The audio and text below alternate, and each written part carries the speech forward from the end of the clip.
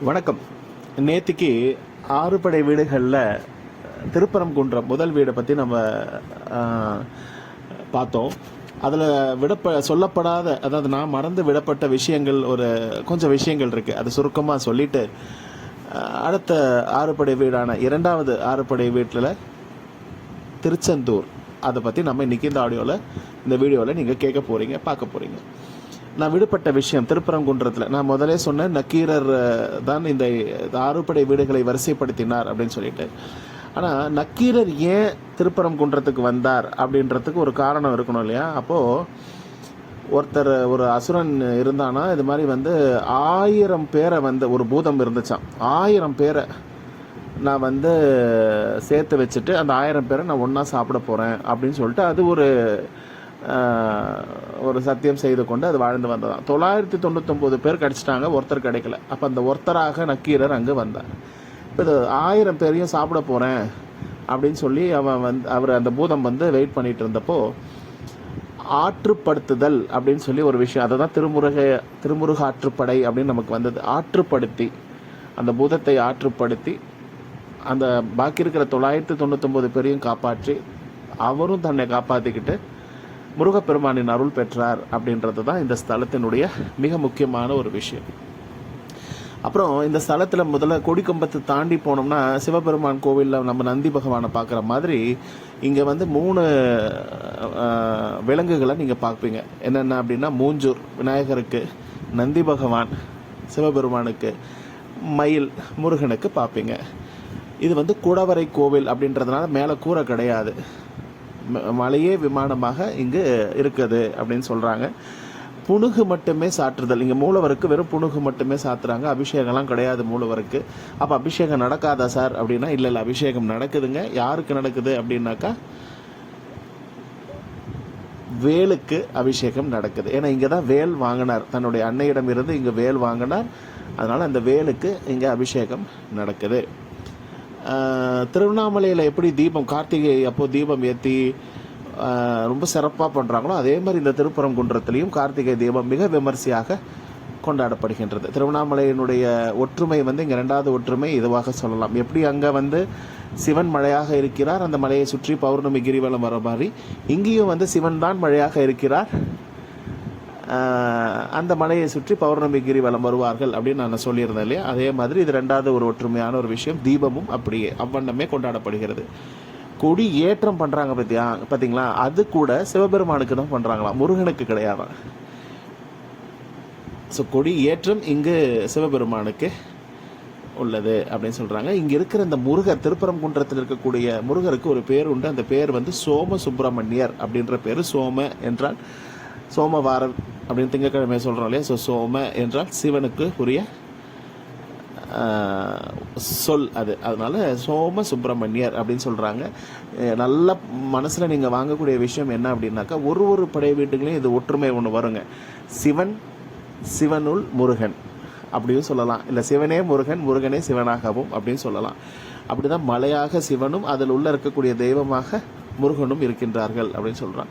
எங்கேயும் பார்க்க முடியாத ஒரு விஷயம் 2 இடத்துல எனக்கு தெரிஞ்சு நான் பார்த்துருக்கேங்க. ஒன்று திருப்பரங்குன்றம், இன்னொன்று திருவண்ணாமலையில் இருக்கக்கூடிய ரமண மகரிஷி ஆசிரமம். இது 2 இடத்துலையும் நான் பார்த்துருக்கேன். இது என்னங்க காசு கொடுத்து வாங்கி விட்டால் அது இருக்க போகுது அப்படின்னு நிறைய பேர் கேட்பீங்க. என்னை பொறுத்த வரைக்கும் இந்த அதிசயமான பறவையை, தேசிய பறவையை, மயிலை தான் சொல்கிறேன், வெள்ளை மயில், இந்த 2 இடத்துல மட்டும்தான் நீங்கள் அதிகமாக பார்க்க முடியும் அப்படின்னு சொல்லலாம். இது நான் நேற்று உங்களுக்கு சொல்ல மறந்த விஷயங்கள், அதை இன்னைக்கு திருப்பி ஞாபகப்படுத்துகிறேன். இதுன்னு தாண்டி இன்னும் நிறையா விஷயங்கள் இருக்குங்க. அங்கே சனீஸ்வர பகவானுக்கு கோவில் இருக்குது, பிரதான சன்னிதானமெல்லாம் இருக்குது. ஸோ இன்னும் நிறையா விஷயங்கள் இருக்குது. நமக்கு தெரிஞ்ச விஷயங்களை இப்போதைக்கு ஷேர் பண்ணுறோம். தெரியாத விஷயங்கள் கிடைக்கும் பொழுது திருப்பி அதை மறுபடியும் நம்ம ஷேர் பண்ணலாம். ரைட். இப்போ இன்றைக்கி நம்ம பார்க்க போகிற வீடு 2வது வீடு திருச்செந்தூர் சொல்லியாச்சு. அந்த திருச்செந்தூர் அல்லது திருச்சீரலவாய் தூத்துக்குடி மாவட்டத்தில் பாண்டிய நாடு தான் இதுவும். அங்கே இருக்கக்கூடிய இந்த திருச்செந்தூரை பற்றி தான் நம்ம பார்க்க போகிறோம். இந்த இது 2ஆம் படை வீடு என்று போற்றப்படுகிறது. சுப்பிரமணிய சுவாமி கோயில் அமைந்துள்ளது. இவ்விடத்தில் முருகன் சூரபத்மனை அழித்ததாக கந்த புராணம் கூறுகின்றது. இங்கே தான் வந்து சூரபத்மனை முருகன் அழித்தார், கொன்றார் அப்படின்னு சொல்லிட்டு ரொம்ப விமர்சையாக அந்த திருச்செந்தூர் கடலோரத்தில் இந்த சூரனை அழிக்கக்கூடிய அந்த விஷயம் நடக்கும். நீங்கள் எல்லாருமே டிவியில் இதை பார்க்கலாம். ரைட். இப்போது ஐப்பசி மாதத்தில் அமாவாசைக்கு அப்புறம் வரக்கூடிய இந்த சஷ்டி, அப்புறம் இன்னும் என்ன, எந்த மாதம் ரொம்ப சிறப்பு வாய்ந்த மாதங்களாக மொத்தம் 3 மாதங்களாக தமிழ் மாதங்கள் இந்த பயங்கர விசேஷமாக கொண்டாடப்படக்கூடிய மாதங்களாக சொல்லப்படுகிறது. என்னன்றது நம்ம தொடர்ச்சியாக கேளுங்க. முதல்ல இந்த பாட்டை கேளுங்க. திருச்செந்தூரின் கடலோரத்தில் செந்தில் நாடன் அரசாங்கம் தேடி தேடி வருவோர்க்கெல்லாம் தினமும் கூடும் தெய்வாம்சம். தேடி தேடி வருவோர்க்கெல்லாம் தினமும் கூடும் தெய்வாம்சம். திருச்செந்தூரின் கடலோரத்தில் செந்தில் நாடன் அரசாங்கம்.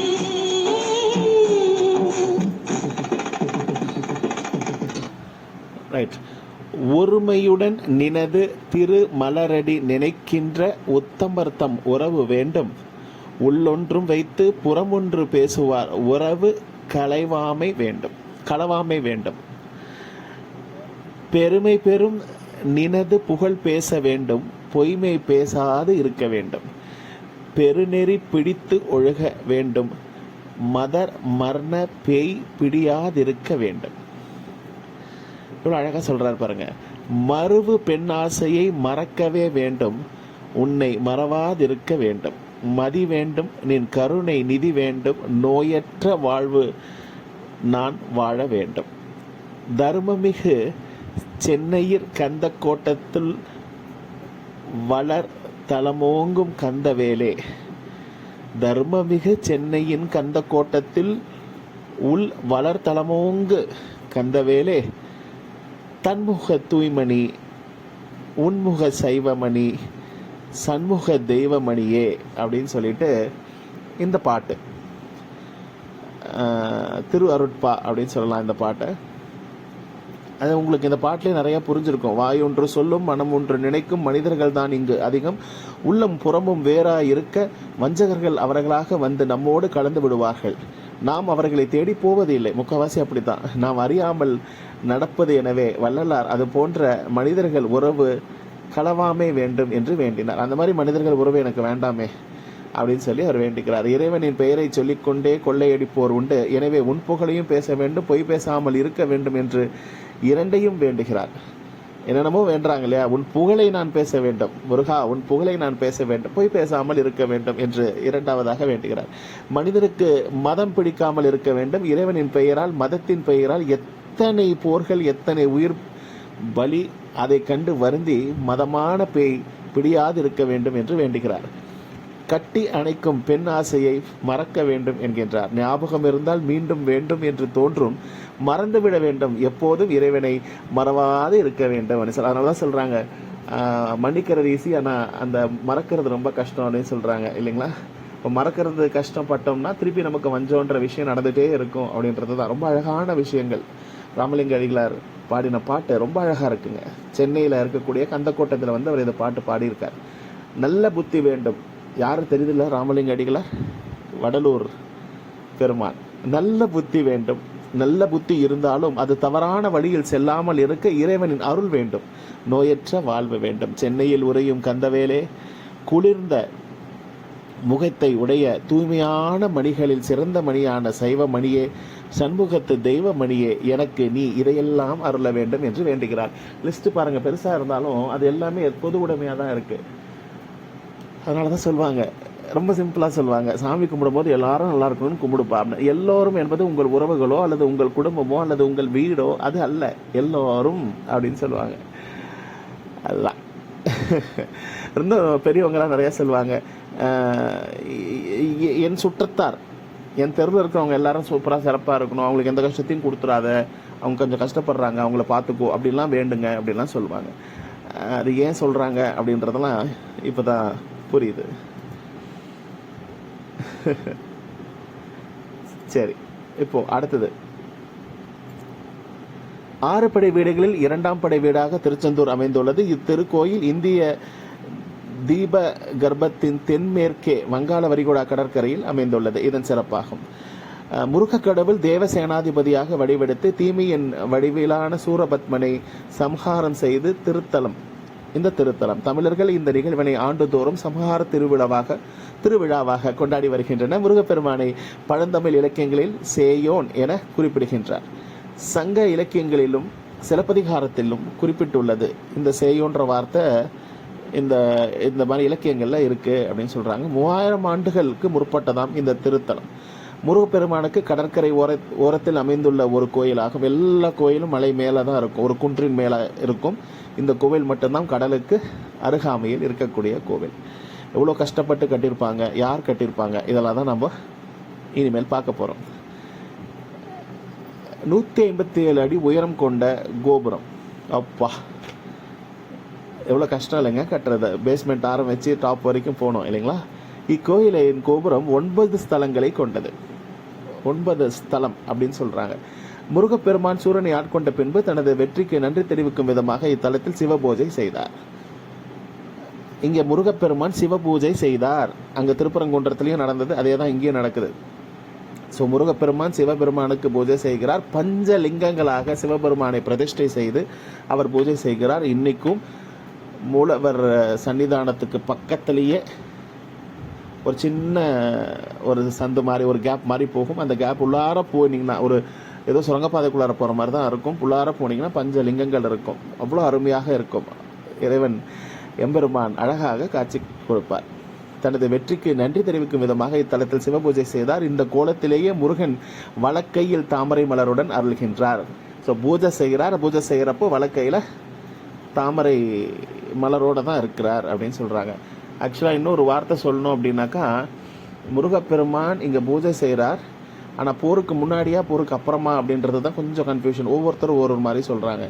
திருச்செந்தூர் முருகன் சந்நிதியில் மேற்கு திசையில் ராஜகோபுரம் இருக்கிறது. முருகப்பெருமான் இத்தலத்தை கடலை பார்த்தபடி திருச்செந்தூர் முருகன் சந்நிதியின் மேற்கு திசையில் ராஜகோபுரம் இருக்குன்னு சொல்றாங்க. ஆனால் முருகப்பெருமான் கடலை பார்த்தபடி திருச்செந்தூர் கிழக்கு நோக்கி காட்சியளிக்கின்றார். மேற்கு கோபுரம் சுவாமிக்கு எதிரே கிழக்கு திசையில் அமைந்திருக்க வேண்டும். ஆனால் அப்பகுதியில் கடல் இருப்பதால் மேற்கில் கோபுரம் கட்டப்பட்டுள்ளது. கந்தசஷ்டி திருவிழா நடைபெறும் பொழுதும் முருகன் திருக்கல்யாணத்தின் பொழுதும் நள்ளிரவில் ஒரு நாள் மட்டும் மேல ராஜகோபுர வாசல் திறக்கப்படும். அவ்வேளையில் பக்தர்கள் உள்ளே செல்ல அனுமதி கிடையாது. 6 நாட்கள் நடைபெறும் கந்தசஷ்டி திருவிழாவில் பக்தர்கள் விரதம் இருந்து முருகப்பெருமானை வழிபட்டு வருகின்றார்கள். மேற்கொண்டு இந்த கோவிலை பற்றி என்ன சொல்லலாம் அப்படின்னாக்கா, இந்த தூத்துக்குடி மாவட்டம் எல்லாமே சொல்லிட்டோம் நாம் இல்லைங்களா. நான் சொல்ல வந்த விஷயம் இதுதான். தேவர்கள் தங்களை தொந்தரவு செய்த சூரபத்மனை அளிக்கும்படி சிவபெருமானிடம் முறையிட்டனர். அவர்களது வேண்டுதலை ஏற்ற சிவன் தன் நெற்றிக்கண்ணிலிருந்து 6 பொறிகளை உண்டாக்கினார். அதிலிருந்து முருகப்பெருமான் தோன்றினார். பின் சிவபெருமானின் கட்டளையை ஏற்று சூரபத்மனை அழிக்க இங்கு வந்தார். இவ்வேளையில் முருகப்பெருமானின் தரிசனம் வேண்டி தேவர்களின் குருவான வியாழ பகவான் இத்தலத்தில் தவம் இருந்தார். அவர்களுக்கு காட்சி தந்த முருகப்பெருமான் இவ்விடத்தில் தங்கினார். அவர் மூலமாக அசுரர்களின் வரலாற்றையும் தெரிந்து கொண்டார். அப்போது தனது படை தளபதியாக வீரபாகுவை சூரபத்மனிடம் தூது அனுப்பினார். அவன் கேட்கவில்லை. பின்பு முருகன் தன் படைகளுடன் சென்று அவனை வதம் செய்தார். வியாழ பகவான் முருகனிடம் தனக்கு காட்சி தந்த இவ்விடத்தில் எழுந்தருளும்படி வேண்டிக் கொண்டார். எப்படி தனக்கு காட்சி கொடுத்தாரோ அதே மாதிரி அதன்படியே முருகனும் இங்கே தங்கினார். பின்பு வியாழ பகவான் விஸ்வகர்மாவை அழைத்து இங்கு கோயில் எழுப்பினார். முருகன் சூரனை வெற்றி பெற்று ஆட்கொண்டதால் இவர் சயந்திநாதர் இந்த பேரை ஞாபகம் வச்சுக்கோங்க. சயந்திநாதர், ஜெயந்திநாதர்னு அப்புறம் மாறிடுச்சு. இது சயந்திநாதர் என்று அழைக்கப்பெற்றார். எதனால இந்த பேர் அவருக்கு வந்துச்சு? முருகன் சூரனை வெற்றி பெற்று ஆட்கொண்டதால் இவர் சயந்திநாதர் என்று அழைக்கப்பட்டார். அப்ப சயந்திநாதர் தான் சூரரை அழித்ததாக நமக்கு ஒரு வரலாறு சொல்லுது. அதனால இந்த சூரசம்ஹாரம் இந்த டைம்ல சயந்திநாதராக தான் முருகர் காட்சியளிக்கின்றார் அப்படின்றத நீங்க ஞாபகம் வச்சுக்கோங்க. இப்பெயரே செந்தில்நாதர் என்று மருவியது. தலமும் திரு சேந்திபுரம். சேந்தி என்றால் வெற்றி அப்படின்னு அர்த்தம் என அழைக்கப்பட்டது. திருச்செந்தூர் என்று மருவியுள்ளது. ஸோ திரு சேந்திபுரம் அதுதான் இப்போ மருவி திருச்செந்தூர் அப்படின்னு சொல்லி மாறி இருக்கு அப்படின்னு சொல்றாங்க. சரிங்களா? ரைட். வேற என்ன சொல்லலாம்? இந்த கோபுரம் பற்றிலாம் நம்ம சொல்லிட்டோம் இல்லையா, இவ்வளோ அடி இருக்குது அப்படின்னு சொல்லிட்டு எல்லாம் சொல்லிட்டோம் இல்லையா. இப்போது முருகப்பெருமான் சூரனை ஆட்கொண்ட பின்பு தன் வெற்றிக்கு நன்றி தெரிவிக்கும் விதமாக சிவபூஜை செய்தார். இந்த கோலத்திலே முருகன் வலக்கையில் தாமரை மலருடன் அருளுகிறார். தலையில் சிவயோகி போல் ஜடாமுடியும் தரித்திருக்கின்றார். இவருக்கு இடது பின்புற சுவரில் ஒரு சிவலிங்கம் இருக்கிறது. இவருக்கு முதல் தீபாராதனையை காட்டிய பின்பே முருகனுக்கு தீபாராதனை நடக்கும். சண்முகர் சந்நிதியிலும் சுவாமிக்கு பின்புறம் லிங்கம் இருக்கின்றது. இவ்விரு லிங்கங்களிலும் இருளில் உள்ளதால் தீபாராதனை ஒளியில் மட்டுமே காண முடியும். ரைட். இப்போ நான் அந்த பஞ்சலிங்கங்களை பற்றி உங்களுக்கு சொன்னேன். இது தவிர முருகன் சன்னதிக்கு வலப்புறத்தில் நான் இப்போ பாருங்களேன் 2 விஷயம் சொல்லியிருக்கேன். ஒன்று முருகர் சன்னதி ஒன்றும், இன்னொன்று சண்முகர் சன்னதி. அப்போ 2 பேர் இருக்காங்களாங்க, மூலவரே 2 பேரா அப்படின்னு உங்களுக்கு டவுட் வரும். கரெக்ட். இங்கு மூலவர் 2 பேர், ஒன்று முருகர், இன்னொன்று சண்முகர். சரி, அடுத்ததுக்கு வருவோம். முருகர் வியாழ பகவானுக்கு காட்சி கொடுத்த மாதிரி கையில் தாமரை பூவோட அங்கே காட்சி கொடுத்திருக்கிறார். அது ஒரு சன்னதி. இன்னொன்று சண்முகராக காட்சி கொடுத்திருக்கிறார். வள்ளி தேவசேனாவுடன் சண்முகராக காட்சி கொடுத்திருக்கின்றார். சரி, அடுத்தது பஞ்சலிங்க தரிசனம். இது தவிர முருகன் சன்னதிக்கு வலப்புறத்தில் பஞ்சலிங்க சன்னதியும் இருக்கிறது. இவர்களை மார்கழி மாதத்தில் தேவர்கள் தரிசிக்க வருவதாக ஐதீகம். சிவனுக்குரிய வாகனமான நந்தியும் முருகனுக்கு எதிரே இந்திர தேவ மயில்களும் மூலஸ்தானம் எதிரே உள்ளன. வெளியில் இருந்தபடி முருகனை தரிசனம் செய்யும் போது பஞ்சலிங்க தரிசனம் செய்ய இயலாது. மூலவர் முருகனின் இடப்புறம் உள்ள சிறு வாயில் வழியே உள்ளே நுழைந்து சுற்றி வலப்புறம் பாதாள பஞ்சலிங்க தரிசனம் செய்ய வார நாட்களில் இயலும். இதற்கும் கோயில் சார்பில் 5 ரூபாய் கட்டண நுழைவுச்சீட்டு உண்டு. கூட்ட நெரிசல் அதிகம் உள்ள சமயம் இந்த நுழைவுச்சீட்டு வழங்கப்படுவது இல்லை. ரைட். இது ரொம்ப விசேஷமான ஒரு விஷயம். நீங்கள் மொத்தம் 3 விஷயம் ஞாபகம் வச்சுக்கணும். முதல்ல 2 மூலவர்கள் இருக்காங்க. ஒன்று முருகர், இன்னொன்று உற்சவர். இந்த இன்னொன்று சண்முகர். இவங்க 2 பேருக்கு பின்னாடியும் சிவலிங்கம் இருக்கிறது. இருட்டில் தான் இருக்கு. ஸோ தீபாராதனை காட்டும் போது காட்டுவாங்க. இதுக்கு அப்புறமாக முருகர் சன்னதியின் வலப்புறத்தில் உங்களுக்கு பஞ்சலிங்கங்கள் இருக்கிறது. அது ரொம்ப விசேஷமானது. நீங்கள் இதை கண்டிப்பாக நீங்கள் தரிசிக்கணும் அப்படின்றது தான் நான் இந்த ஆடியோ மூலியமாக உங்களுக்கு சொல்கிறேன். சரி, நிறைய பேர் பாடியிருக்காங்க. அருணகிரிநாதர் பாடியிருக்கார், தேவார பதிகம் இருக்குது. இது மாதிரி நிறைய விஷயங்கள் இங்கே இருக்குது. சரி, இப்போ நாம் என்ன பார்க்க போகிறோம் அடுத்தது அப்படின்னா,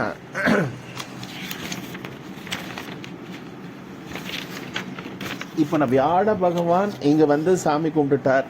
முருகரை சாமி கும்பிட்டு எனக்கு நீ காட்சி கொடுத்ததை போலவே இங்க மக்களுக்கும் நீ காட்சி கொடுக்க வேண்டும் சொன்னதுனால தான் அவர் அந்த தாமரை மலரோடு, அதாவது சிவனை பூஜிக்கின்ற வேளையில் காட்சி கொடுத்ததுனால். அப்படின்னு என்ன சார் அர்த்தம் அப்படின்னா, முருகர் சிவனுக்கு பூஜை செய்து கொண்டிருக்கிறார். அப்பொழுது சுவாமி முருகா அப்படின்னு சொல்லி வந்த உடனே அடுத்த கணமே அப்படியே அந்த பூவோடையே திரும்புறாராம். நான் சொல்லுப்பா என்ன வேணும் உனக்கு அப்படின்ற.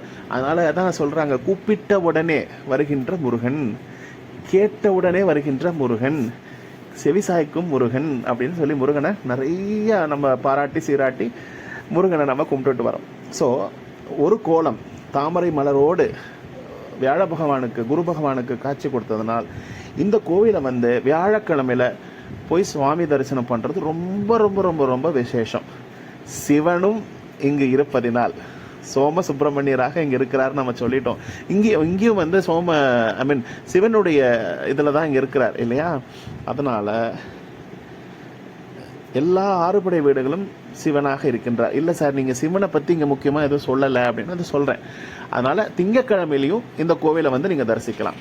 இந்த முருகரை தரிசிப்பதற்கு திங்கள் மற்றும் வியாழக்கிழமையில ஒரு பிரதானமான நாட்கள் நீங்க அந்த மாதிரி தேர்ந்தெடுக்கலாம். செவ்வாய் வெள்ளி அந்த மாதிரி இல்லாமல் இந்த திங்கள் மற்றும் வியாழக்கிழமையில நீங்க தரிசனம் செய்யலாம். ஏன்னா குருஸ்தலம் அப்படின்றதான் இதுக்கு பேர் உண்டு. ரைட். சரி, இந்த கோவில் யார் கட்டினா?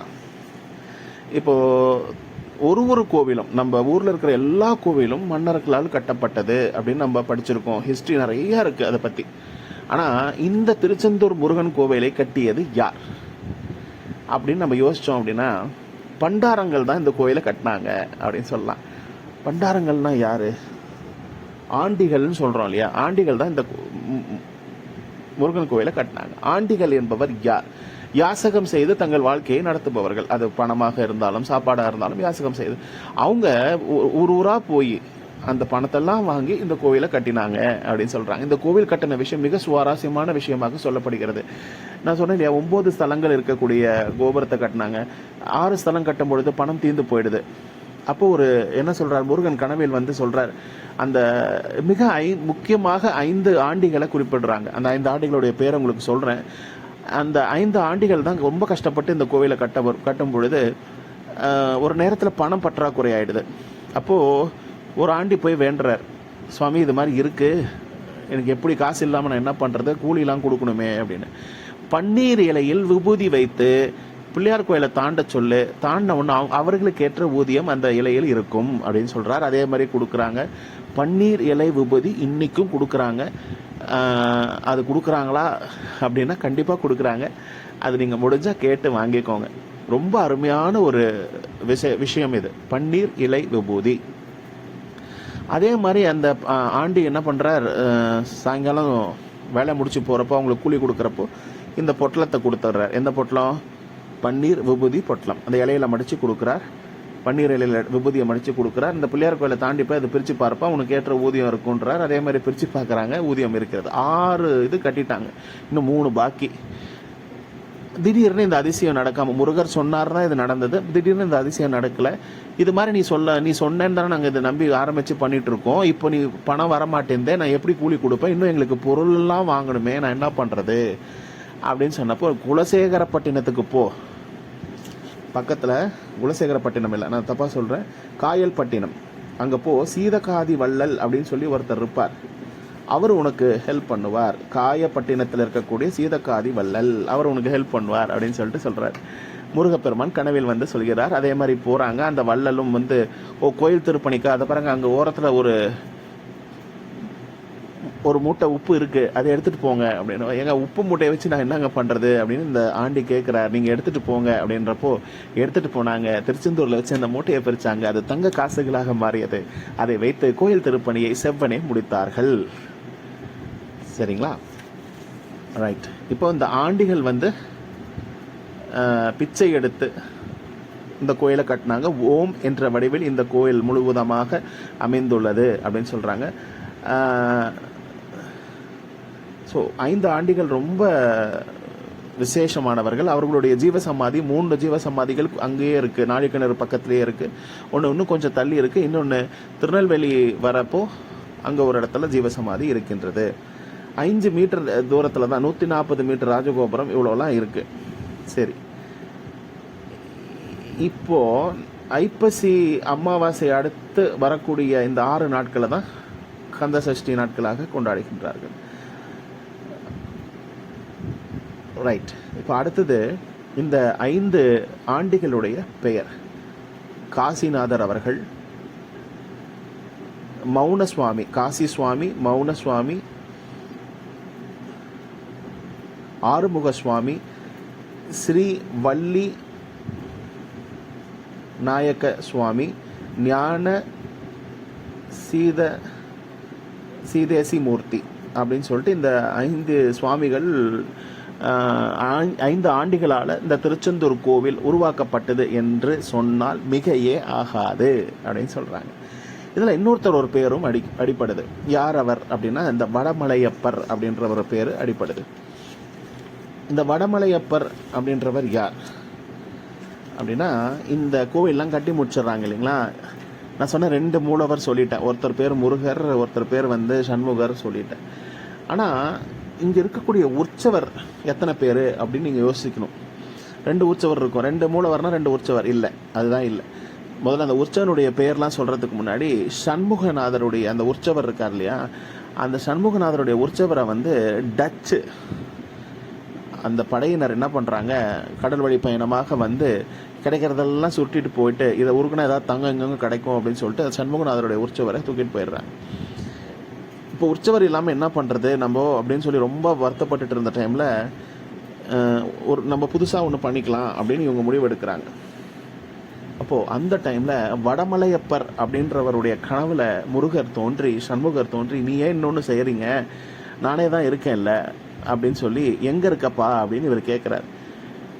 கடலில் சற்று தூரம் பயணம் செய்யுங்கள், அங்கே ஒரு எலுமிச்சை பழம் நீந்திக்கிட்டு இருக்கோம், மிதந்துட்டு இருக்கோம், அந்த எலுமிச்சை பழத்துக்கு மேலே கருடன் சுற்றிட்டு இருப்பார், நீங்கள் அங்கே உள்ளார போய் பாருங்கள், என்னுடைய சிலை இருக்கும் அப்படின்னு சொல்கிறேன். அப்போ அப்போ அந்த உற்சவ மூர்த்தியை அவங்க அதே மாதிரி போய் எடுத்துகிட்டு வராங்க. அதே மாதிரி கடலில் வந்து எலுமிச்சை பழம் மிதக்கின்றது. அதற்கு கீழே நடராஜர் சிலையும் சண்முகர் சிலையும் அங்கேருந்து எடுத்துகிட்டு வராங்க. ஸோ இந்த சண்முகநாதருக்கு எலுமிச்சப்பழம் கொடுக்கறது, சாத்தி நம்ம வாங்கிக்கிறதுன்றது ரொம்ப விசேஷமான ஒரு செய்தியாக சொல்லப்படுகிறது. சரி, வேற என்ன சொல்லலாம்? நம்ம ஒரு விஷயம் நம்ம ஸ்ட்ராங்காக நம்பணுங்க. என்ன விஷயம்? கடவுள் நமக்கு அருள் செய்யாமல் இருக்க மாட்டார் அப்படின்னு சொல்கிறாங்க. சரியா? அதே இன்னொரு விஷயமும் நான் உபச்செய்தியாக சொல்கிறேன். எல்லா இடத்துலையும் முருகர் இருக்கார். எந்த முருகர் ரொம்ப அழகாக இருப்பார் சார்? முருகன்னாவே அழகு தான். ஆனால் மூக்கு முடியுமா, சிரிச்ச முகமா, அப்படி சொல்கிறோம் இல்லையா? அந்த மாதிரி. ஏன்னா இப்போ கூட நீங்கள் அந்த சண்முகர் சில கடல்லேருந்து எடுக்கப்பட்டதுனால அந்த உப்பு அரித்ததுனால கொஞ்சம் அங்கங்கே வித்தியாசமாக தான் இருக்கும். சரி, அப்போ ரொம்ப அழகான முருகரை அழகுன்னு சொல்கிறீங்களே, நாங்கள் எல்லாம் அப்படியே அச்சு பெறலாமல் பார்க்கணும். மூஞ்சி, கண், மூக்கு, அந்த புருவம், அந்த உதடு, அந்த உடல், அப்புறம் அந்த பாதங்கள், இதெல்லாமே நாங்கள் அழகாக ரசிக்கணும் அப்படின்னாக்கா 2 ஊரில் இருக்கக்கூடிய முருகனை ரொம்ப அழகாக சொல்லலாம். ஒன்று, செட்டியார்கள் பார்த்துக்கொள்ளக்கூடிய சிக்கல் சிங்கார வேலன். இன்னொன்று என்ன தெரியுமா? வயலூர் முருகன். இது 2 கோவிலும் கண்டிப்பாக நீங்கள் விசிட் பண்ணுங்கள். ஒன்று காரைக்குடி மாவட்டத்தில் இருக்குது, இன்னொன்று திருச்சியில் இருக்குது. 2 முருகரையும் நீங்கள் கண்டிப்பாக தரிசனம் செய்யுங்கள். இன்னொரு விஷயமும் இருக்குங்க. ஒரு உபகதை தான் இது, உப செய்தின்னு வச்சுக்கோங்களேன். நம்ம காஞ்சிபுரம் மாவட்டத்தில் இருக்கக்கூடிய ஏகாம்பரநாதர் கோயிலையும் முருகர் இருக்கார். காஞ்சிபுரம் மாவட்டத்தில் முருகர் இருக்கார். அவர் குமரக்கோட்டம் என்ற கோவில் உண்டு. அங்கே சுப்பிரமணிய சுவாமி வள்ளி தேவசேனையுடன் இருக்கின்றார். அதெல்லாம் ஓகே. ஆனால் இது இல்லாமல் இதுக்கு முன்னாடியே ஏகாம்பரநாதர் கோயிலில் முருகர் இருக்கிறார் அப்படின்னு சொல்கிறாங்க. சண்முகராக அங்கே இருக்கின்றார் அப்படின்னு சொல்கிறாங்க. எங்கே இருக்கிறார் அப்படின்னாக்கா அந்த மரத்துக்கு கீழே இருக்கின்றார் அப்படின்னு சொல்கிறாங்க. எத்தனை பேருக்கு இது ஞாபகம் வரும் அப்படின்னு எனக்கு தெரியலங்க. மாவடி கீழில் எழுந்தரில் இருக்கும் சண்முகநாதர் ஏகாம்பரநாதர் கோவிலில் மாவடி முருகன் என்று அவருக்கு பெயர். இந்த 4 மாவடின்னு சொன்னதுனால இதை சொல்லிடுறேன். மாமரம் இருக்குது. இப்போ அந்த மாமரத்தை அப்படியே அங்கங்கே ட்ரிம் பண்ணியிருக்காங்க. ட்ரிம் பண்ணதையே வெட்டிட்டாங்கன்னு நிறைய பேர் முகநூல் பதிவு போட்டிருந்தீங்க. அது தவறு. அங்கங்கே வெட்டியிருக்காங்க, அவ்வளோதான். கிளையை சரி செஞ்சால் தானே இன்னும் நல்லா வளரும். அதுக்காக வெட்டியிருக்காங்க. அது சயின்ஸாக தான் பண்ணியிருக்காங்க. ஒன்றும் கடவுள் நிந்தனை அப்படிலாம் கிடையாது. சரி, 4 கிளைகள் கொண்டது தான் இந்த மாமரம். அதிலிருந்து கிளைகளாக போவான மெயின் பிரான்ச்சஸ் 4 தான். அந்த 4 கிளைகளிலிருந்து வரக்கூடிய கனியின் சுவை வெவ்வேறாக இருக்கும். எல்லாம் ஒரே சுவையாக இருக்காதாம். ஒரே மரத்தின் வேர் ஒன்று. அந்த மரத்தில் 4 கிளைகள். 4 கிளைகள் இருக்கும் மாம்பழமும் ஒவ்வொரு சுவையாக இருக்கும் அப்படின்னு சொல்கிறாங்க. ஒரு நாள் வந்து ஸ்ரீனிவாச ஐயங்கார் அவர் மனைவியோடு வந்து வாரியார் சுவாமிகள் கிட்ட வந்து காலில் விழுந்து இது மாதிரி எங்களுக்கு குழந்தை இல்லை, எங்களுக்கு குழந்தை வரம் வேணும் அப்படின்னு சொல்லும் பொழுது வாரியார் சுவாமியே அங்கே வந்தார். அதெல்லாம் பெரிய கதை, அது வேண்டாம். அதுக்கு நான் இது மட்டும் சொல்கிறேன். இப்போ வாரியார் சுவாமி சொல்கிறார், ஏகாம்பரநாதரை கும்பிட்டுக்கோமா, ஏகாம்பரநாதர் உனக்கு வழி கொடுப்பார், இந்த முருகரையும் உங்களுக்கு வழி கொடுப்பார் அப்படின்னு சொல்லிடுறார். இப்போ இந்த அம்மா சுற்றி வர்றப்போ ஒரு மாம்பழம் வந்து அந்த மரத்துலேருந்து கீழே விழுந்துருது. அந்த மாம்பழத்தை எடுத்து அந்த அம்மா சாப்பிட்ருது. அவங்க அதை சாப்பிட்ருக்க கூடாது. ஏன் சாப்பிட்ருக்க கூடாது? அது சிவனுடைய சொத்து. அதனால் சிவனுடைய சொத்தை நம்ம வாங்கிக்க கூடாது, எடுத்துக்க கூடாது அப்படின்றதுனால சொல்கிறது உண்டு. ஆனால் அந்த அம்மா சாப்பிட்ருச்சு. அது பாருங்கள், அவங்களுக்கு ஒரு அழகான பெண் குழந்தை பிறந்தது. அந்த பெண் குழந்தையின் தோள்பட்டையில் அந்த மா பிஞ்சு இருக்கு இல்லையா, அந்த மா பிஞ்சினுடைய மச்சம், அந்த மா பிஞ்சு மாதிரி ஒரு மச்சம் இருந்தது அப்படின்னு சொல்கிறாங்க. ரைட். இதில் இன்னொரு அழகான ஒரு செய்தியும் சொல்கிறாங்க. என்ன சொல்கிறாங்க அப்படின்னா, இப்போது செல்வத்தை பெற்றவர்களை செல்வன் என்று சொல்கின்றோம் இல்லைங்களா? நல்லா படிச்சிருக்கவங்கள கற்றோன் அப்படின்னு சொல்கிறோம். ஆனால் இது எல்லாமே வந்து அவங்களே பண்ணிக்கிட்டது அப்படின்ற மாதிரி கற்றோன் செல்வந்தோன் அப்படின்லாம் சொல்கிறோம் இல்லையா? ஆனால் பெறுபவர்களை என்ன சொல்றது அப்படின்னாக்கா பெற்றோன் அப்படின்னு சொல்லுவோம். அது யாருக்கு அந்த பெயர் பொருந்தது? நல்லா யோசனை பண்ணி பாருங்களேன். பெறுபவரை நாம் பெற்றோன் என்கின்றோம். அந்த பெற்றோன் என்பவர்கள் யார்? பெற்றோர் அப்படின்னு சொல்றது தான் பெற்றோர் அப்படின்னு வந்தது அப்படின்னு சொல்றாங்க. ரொம்ப அழகான ஒரு விஷயமாக இதுவும் சொல்லப்படுகிறது. இந்த சிவன் சொத்து பேசும்பொழுது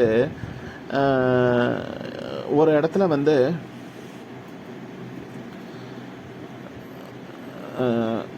கண்ணதாசன் வந்து ஒரு இடத்துல தமிழ் மாநாடு 1979 எனக்கு மாதம் ஞாபகம் இல்லை, தமிழ் மாநாடு நடக்கும் பொழுது சிவன் கோயிலுக்கு திருச்சியில் நடக்கும்போதுன்னு நினைக்கிறேன். சிவன் கோயிலுக்கு போயிட்டு அவர் வந்து விபூதி வாங்கி பூசிக்கிறார் ஆராதனை ஆன பிறகு. அப்போது இந்த சிவன் சொத்துக்குன்றதுக்கு ஒரு உதாரணம் சொல்கிறேன். அப்போது வீடியோகிராஃபிலாம் எடுப்பாங்க இல்லையா, ஃபோட்டோ வீடியோலாம் இப்போ எடுப்பாங்க இல்லையா, அந்த வீடியோவில் இவர் நெத்தியில் பூசிக்கிறத வீடியோ எடுத்துக்கிட்டாங்க, ஃபோட்டோ எடுத்துட்டாங்க. அந்த ஐயருக்கு ஒரு மனக்கவலை, நாம் அந்த வீடியோவில் விழலையே, நான் கரெக்டாக உள்ளார போனதுக்கப்புறம் வீடியோக்காரை எடுத்துட்டான் அப்படின்னு. அப்போ அந்த ஐயர் என்ன பண்ணுறாரு, திருப்பி ஒரு தாம்பாளத்தில் விபூதியை போட்டு எடுத்துக்கோங்க அப்படின்னு வந்து கொடுக்குறார். அப்போது அவர் சொல்கிறார், இல்லை நான் எடுத்துக்கிட்டேன் அப்படின்னு சொல்கிறார், வேணான்னு சொல்ல நான் எடுத்துக்கிட்டேன் அப்படின்னு சொல்கிறார். அப்போ ஐயருக்கு கொஞ்சம் சங்கடமாக இருக்குது. பக்கத்தில் இருந்தவர் சொன்னாரா, நீ இல்லைங்க இன்னொரு வாட்டி எடுத்துக்கோங்களேன். இல்லை நான் எடுத்துக்க மாட்டேன், ஒரு வாட்டி நான் எடுத்துக்கிட்டேன், இது சிவனுடைய சொத்து, ஒரு வாட்டி என் கைக்கு வந்தது, நான் எடுத்துக்கிட்டேன், இதுக்கு மேலே எனக்கு வேண்டாம் அப்படின்னு சொல்லி. ஸோ இந்த அளவுக்கு பெரியோர்கள் இருந்தார்கள் அப்படின்றதுக்கு ஒரு சூப்பரான உதாரண கதை தான் இந்த கதை. ரைட். அப்புறம் இந்த முருகனுடைய அழகு நிறைய பேருக்கு ஒரு சில கோவில்களுக்கு ஒரு சில தெய்வத்தை கும்பிட போகும்பொழுது அப்படியே பார்த்துக்கிட்டே இருப்பாங்க. இப்போ நம்ம அம்பாள் தரிசனம் பண்ணுறோன்னு வச்சுக்கோங்களேன், காமாட்சி, விஷாலாட்சி, இது மாதிரி யாரை அம்பாள் தரிசனம் பண்ணாலும், இல்லை குருமார்களை தரிசனம் பண்ணாலும், முக்கியமாக முருகனை தரிசனம் பண்ண அப்படியே பார்த்துக்கிட்டே இருக்கலாம்னு தோணும். பார்த்துட்டு வெளியில் வரும்பொழுது திருப்பி நம்ம அடுத்தது வந்துடணும் பார்க்கறதுக்கு அப்படின்னு நம்ம மனசுலேயே ஒரு பிளான் பண்ணிட்டே வருவோம். அது மாதிரி சாது சுவாமிகள்னு ஒருத்தர் இருந்தாராம். சாது சுவாமிகள் பழனியில். அவர் போய் தினைக்கும் போய் ஒரு 1/2 மணி நேரம் நின்று அந்த சுவாமியை பார்த்துட்டு திரும்பி வரும்போது அழுதுகிட்டே வருவாராம். ஏன் அழுதுகிட்டே வராருன்னா, எனக்கு அடுத்த வேலை இருக்குது, திருப்பி நாளைக்கு தான் உன்னை பார்க்க முடியுன்ற கவலையில் அழுவாராம். ரொம்ப சக்தி வாய்ந்த சாது சுவாமிகள் அப்படிலாம் வாழ்ந்திருக்காங்க அப்படின்னு நினைக்கும் பொழுது ரொம்ப மகிழ்ச்சியாகவும், எப்படி இருக்குது நாம் எப்படி இருக்கிறோம் இப்போ அப்படின்னு நினச்சி ரொம்ப மனசு கஷ்டமாகவும் இருக்குது அப்படின்னு சொல்கிறேன். இந்த முருகரை காசி விஸ்வநாதர் ஆலயம் இருக்கு இல்லைங்களா, அங்கேயும் முருகர் இருக்காராம். பாருங்க, நான் சொல்கிற எல்லா இடத்துலையும் சிவனும் முருகனும் சேர்ந்தே வருகின்றார்கள். இப்போ நான் அடுத்து சொல்லக்கூடிய இந்த விஷயம் இல்லை, இதுக்கப்புறம் சொல்லக்கூடிய முக்கிய விஷயமும் உங்களுக்கு அதை நினைவூட்டுதல் வரும்னு நான் நம்புகிறேன். காசியில் முருகனுடைய பெயர் என்ன அப்படின்னு சொல்லி பேசிக்கிறப்போ ஒரு விஷயம் வந்தது. காசி விஸ்வநாதர் கோயில் முடிச்சுட்டு நம்ம அடுத்தது பக்கத்தில் போனோம்னா அங்கே அடுத்த பிரதான தெய்வம் யாராக இருக்கிறாங்க அப்படின்னாக்கா நம்ம யார், காலபைரவர் சன்னிதியில் தான் நம்ம கயிறு கட்டிப்போம். அந்த கயிறு கட்டிட்டு கொஞ்சம் உள்ளார போனீங்கன்னா, இடுக்கில் பூந்து உள்ளார போய் அடுத்த சந்தில் போனீங்கன்னா அங்கே முருகர் இருப்பார். அந்த முருகருடைய பேர் என்ன தெரியுமா, கார்த்திக் பைரவ் அப்படின்றது அதோடைய பேர். கார்த்திக் பைரவ் அப்படின்றது அந்த முருகருடைய பெயர். ஸோ இப்படியெல்லாம் இந்த முருகர் எவ்வளோ இடத்துல இருக்கிறார் அப்படின்னு சொல்லி பார்த்துட்டு இருக்கிறோம். ரைட். இப்போ திருச்செந்தூருக்கு வருவோம். திருச்செந்தூரில் நான் சொன்ன மாதிரி 2 மூலவர்கள் இருக்கின்றார்கள். உற்சவர்களுடைய பெயர் என்ன அப்படின்னு நான் கேட்டிருந்தேன். எத்தனை உற்சவர்கள் இருப்பாங்க அப்படின்னு கேட்டிருந்தேன் இல்லையா. அதில் முதல்ல சொல்லக்கூடிய உற்சவர்களுடைய பெயர் ஷண்முகர். 2வது நான் முதலே சொன்ன ஜெயந்தி